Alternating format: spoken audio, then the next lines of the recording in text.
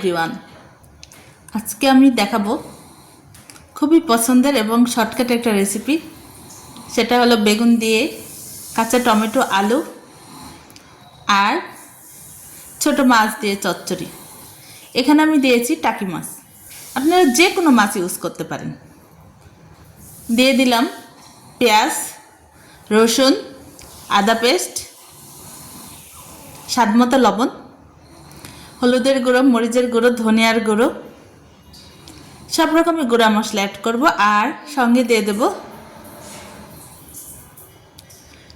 সরিষার তেল। আর অবশ্যই তো লাল মরিচের গুঁড়ো। ঝাল আপনাদের স্বাদ অনুপাতে, যে যেরকম ঝাল খেতে পছন্দ করেন। শীতের দিনে এই চচ্চড়িটা খেতে খুবই ভালো লাগে। সকালবেলা গরম ভাতের সঙ্গে এই চচ্চড়িটা করেছিলাম। এটা আমার ভীষণই প্রিয়, আমাদের বাসায় সবাই এটা পছন্দ করে। এই নতুন আলু দিয়ে আর কাঁচা টমেটো দিয়ে এই চচ্চড়িটা খুবই মজা লাগে, একটু টকটক হয়, খেতে খুব ভালো লাগে। আর তার সঙ্গে করেছিলাম মসুরের পাতলা ডাল। এখন আমি হাত দিয়ে ভালো করে মেখে নিচ্ছি।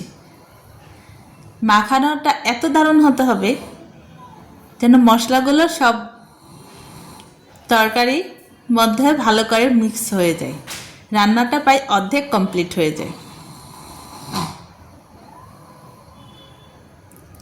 খুব ভালো করে নাড়াচাড়া করে নিতে হবে। আজকে আমার ছিল টাকি মাছ, মাছগুলো মিডিয়াম, খুব ছোট তাও না। তবে অন্যদিন আমি এই রেসিপিটা অন্যরকমভাবে তৈরি করি। বিভিন্ন রকম ছোট মাছ দিয়ে হাতে মেখে কাঁচা টমেটো দিয়ে কখনো হালকা হালকা একটু ঝোল করি, আর কখনো বা একদমই শুকনা শুকনা টকটক। এই সবজির রেসিপিটা খুবই ভালো লাগে। যারা সবজি লাভার বা ছোটো মাছ খেতে পছন্দ করেন তারা অবশ্যই এভাবে রান্না করে খেয়ে দেখবেন। আমার মনে হয় ভীষণই ভালো লাগবে। এই দেখুন, আজকে একটু হালকা পরিমাণ গায়ে গায়ে একটু ঝোল আছে, তবে এটা আপনাদের ইচ্ছা। আমি দুই রকমভাবেই তৈরি করি, কখনো একদমই শুকনো চচ্চড়ি করি, কখনো একটু গায়ে মাখা করি। রান্না প্রায় শেষের দিকে, একদম লাস্টে দেখুন কি দারুণ হয়েছে। বেগুনগুলো একদম সিদ্ধ হয়েছে কিন্তু গোটা গোটা, টমেটো তাই, মাছগুলো ভাঙবে না। ওকে, ভালো থাকবেন, দেখা হবে নতুন কোনো রেসিপি নিয়ে।